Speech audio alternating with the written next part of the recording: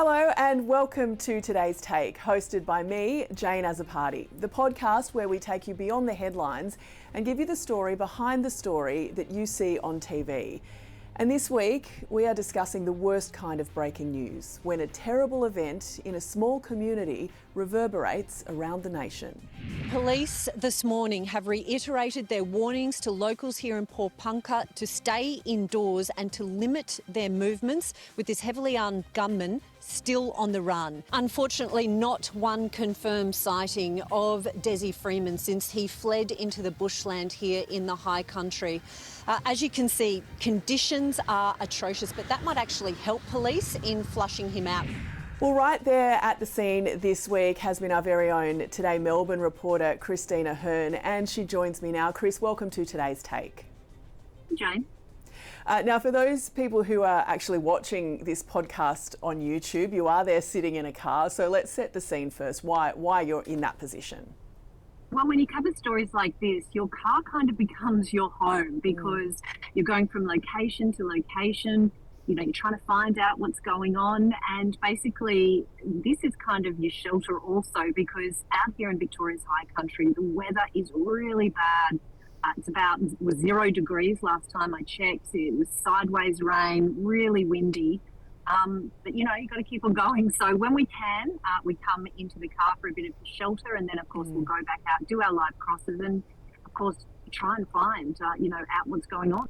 Yeah, and the weather actually has played a big role in this story and continues to, and we will get to that. But first of all, at this point where we are, which is Thursday morning, Australian East Coast time, explain to us so far what we know about this story.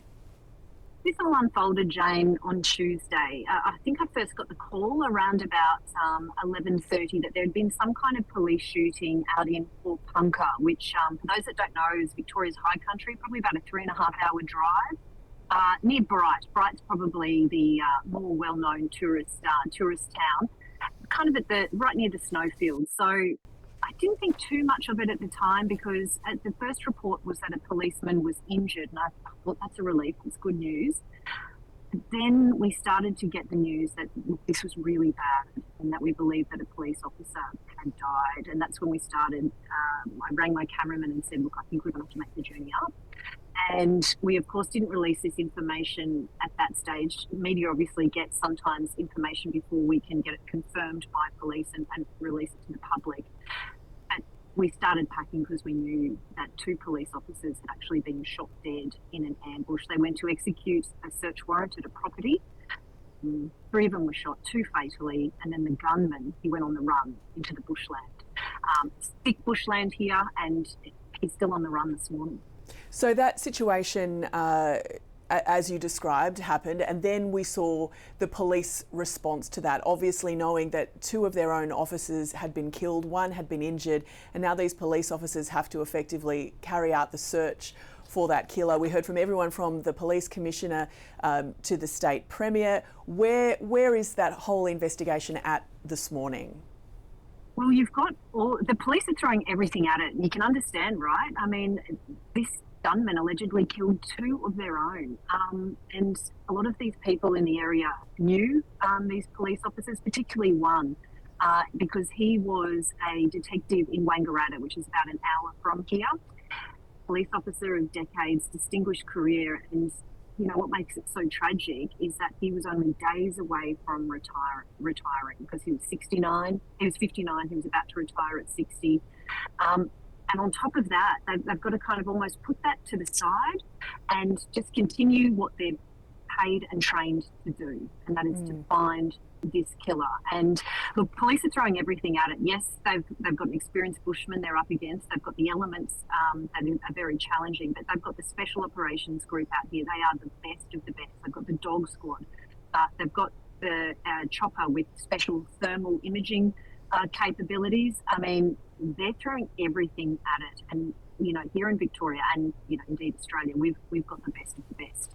So they're determined to find this fellow, and in the words of the chief of police, they're going to hunt until they get him.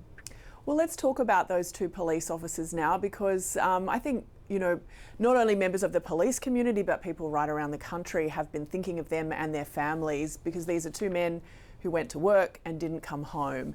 What do we know about them, about the two officers who lost their lives?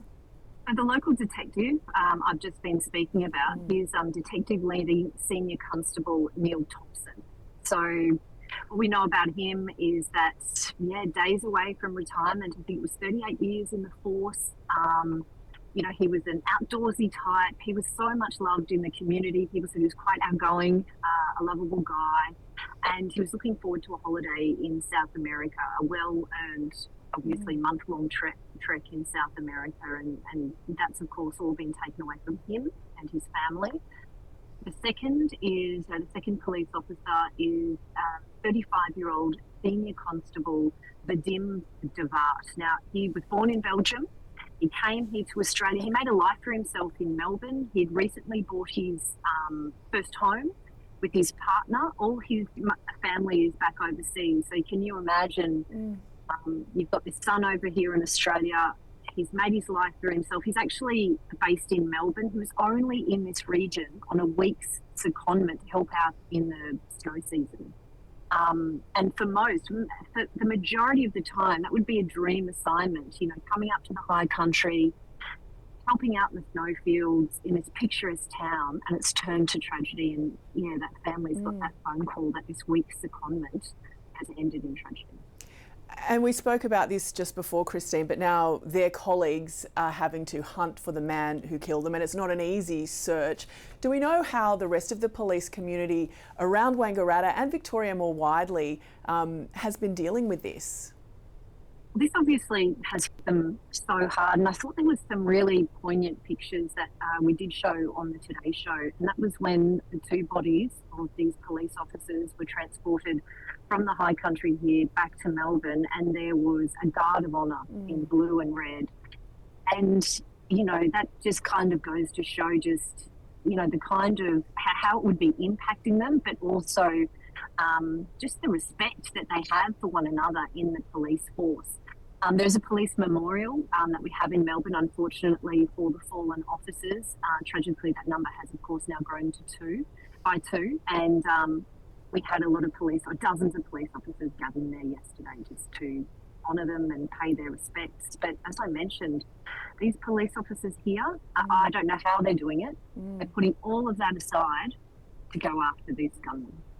And this, when I first heard about it, I thought about the police officer in Tasmania recently who lost his life attending a search warrant. The two police officers who lost their lives in Weambilla a few years ago, it is something that unfortunately the Australian police community, you want to say it's rare, and I suppose in a sense it is, but it doesn't feel that way at the moment.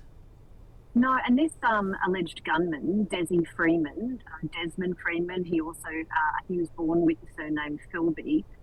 He was a self-declared sovereign citizen. And you might say, well, what is that? That is a growing movement in Australia, and it's where they believe that the government is illegitimate. They have a hatred for police. He was known to police. He had called the police Nazis and terrorists. He'd been arrested before at an anti-vax, anti-government protest in Myrtleford, not far from here, back in 2021, in the middle of COVID here in Victoria. So he was well known to police, and he was part of this movement. And you mentioned Queensland, the tragedy there. That was linked to this movement as well. Police didn't go into this property lightly. It wasn't just those 3 police officers, actually 10 police officers to execute this search warrant. That gives you some indication that they thought that this was risky, but of course they did not believe that he would open fire like he did. No. Well, what else do we know about this gunman, Christine? So we know that he has a partner and a couple of children, and there was actually fears at the start that this was a hostage situation. In fact, when we started to get information on that Tuesday, my cameraman and I were driving down here, we were like, we're dealing with this hostage situation, because that was the information we were getting. Police, however, did manage to make contact. It was actually only late on Tuesday night, so it was pretty much all day we thought that that's what the situation was. And late on Tuesday night, police managed to make contact with the family members, and they presented to a police station. I think the police said to them, can you come to this police station? We want to see you, make sure the kids are okay. And that's what happened. From the locals that I'm speaking to, they actually say that the partner and the children are well liked in the community and actually do quite a bit in the community. Whether they share, whether his partner shares some of his beliefs, I've received conflicting reports, but we just have to go on what police say at this stage, and that is that there was no indication that they were ever with the gunman when this tragic incident unfolded. Well, let's talk about that community now. I've never been to Pawnpunka. There'll be people watching and listening to this who won't be familiar with the town. How would you describe it? I would describe it as it's a friendly tourist town. I mean, it's picturesque. It's the gateway to some of the snowfields. In fact, we can't get accommodation this weekend because it's booked out because of people going to the ski fields. It's a population of about 1,000. As I mentioned, it's next to the more commonly known Bright. Bright's a little bit bigger. That's about a 8 to 10 minute drive. But this is normally just a friendly tourist town. People don't generally lock their doors. And the locals we spoke to said, they'd leave their gates open, their front doors open.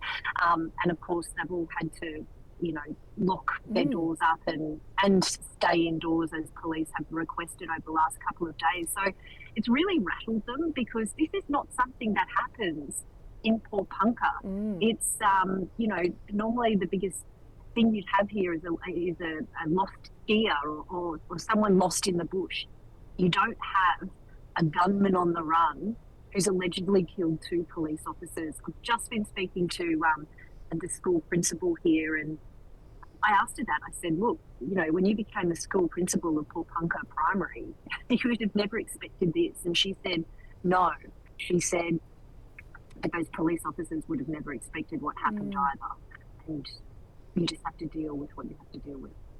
So how have those members of the community been dealing with this? Because, as you said, a sort of sleepy place, maybe they're used to tourists. They're probably not used to media descending on them in such huge numbers, let alone this sort of very active and strong police presence and being told to stay inside, lock their doors, close the primary school. And that is a lot for a small community to take on. How are they? You can imagine Australians in rural communities tend to be a little bit more laid back. But it is frightening for them. And look, it's the topic on everybody's mind because I went to, Woolies last night because I didn't expect to be here for this long. So you've got to buy some supplies. And look, everybody in every aisle was talking about this, the gunman, the media reports, all that kind of stuff. I have to say everyone so far has been very friendly to the media. We go into the local coffee shops and bakeries. They can see that we've got a jacket on, Today Show 9. They'll ask us how we're going, ask us for any updates. That it's a friendly town. It really, really is. Understandably, they're not used to this kind of media attention. I'm sitting outside the local primary school because it was placed into lockdown when the shooting incident actually happened. There's about 106 kids here. You can imagine how frightened everyone was when they heard that there's a gunman on the run and this has all gone down near the primary school. It was shut yesterday. Today, on the advice of local police, it's actually reopened. But this weird side is you've got this beautiful primary school, the foothills of Mount Buffalo, and you've just got police constantly doing patrols on foot and their cars. We did go to speak to a couple of parents. Obviously, in a situation like this, you approach very gently because you know that they would have never, come across media like this before, let alone, 1, 2, 3, 4, 5 cameras as they hold their children's hands into the school gates. We did speak to a couple of parents that were happy to speak to us, but, they're getting on with it and they have full trust in the local police. Well, let's just talk briefly about that police search now. You mentioned that Pawnpunka is in the high country. You've spoken a little bit about the weather. Tell us what are police up against, both in terms of the terrain, the weather, and also the knowledge that Desi Freeman is an experienced bushman? This terrain has been described to me as being so thick that when you're in the middle of it, you can't see 2 metres in front of you. Wow. There's also caves around, and that's one theory, that he's actually in a cave. There's actually a couple of theories, Jane, about Desi Freeman and how he might be hiding. One is that he planned this whole thing. So he's got camps set up around the bushland. And so he escaped into the bushland and he can survive for weeks or months because he's got food, water, and other supplies stashed away. So that's one theory. The other theory is that he acted on the spur of the moment and he fled into the bushland with just basically the clothes on his back. And of course, the multiple firearms he does. And I should add that we do understand, on top of his own rifles, we understand that he may have one or two of the police officers' guns. Now, if he's just fled with just basically the clothes on his back and his firearms, he might not have food or water with him, which brings down the number of days he can survive out there, particularly given these terrible elements. However, police say he's an experienced bushman. What they will be looking for is if that is the scenario, any places that, any homes in the area, any farms that might be broken into, had food, water stolen from them, supplies, clothes, all that kind of thing. So that's what they'll be looking for. But in terms of the terrain, it's as pretty much rough as it gets out here in terms of the thick bushland that this gunman is hiding out in.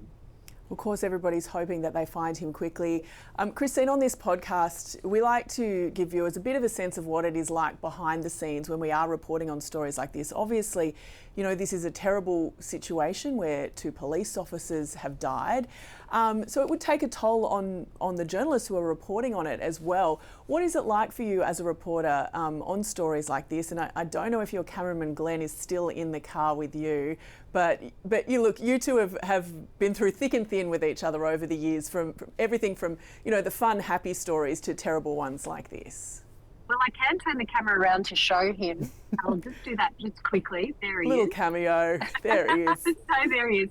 And look, you do spend a lot of time together in basically the car, but you do rely on each other because, as you said, this is not only is it a tragedy, and you've got to try and report all the facts. We've got a job to do, and whenever it sometimes does get to, or you think about it too much, I always remind myself I've got a job to do here, and that's to present the facts as well and as clearly as I can and get the information out to the public, and that kind of gets you back on track. But we rely on each other just to not only to get through those moments, but also you can understand that police in these situations aren't giving us too much information. You know, they're not going to call up the Today Show and drop us a pin and say this is where we're searching for the gunman. So you've got to rely on each other to try and figure out, where to go every morning. I think people back home might not know that, no one gives us a timetable in the morning, go here, go there. We've kind of got to figure it out. And that's where it's a real teamwork. But yes, of course, you feel so heavily for the families of these police officers. But just remind yourself, got a job to do, and we've got to get the information out to the public, and particularly, the community here that's relying on it.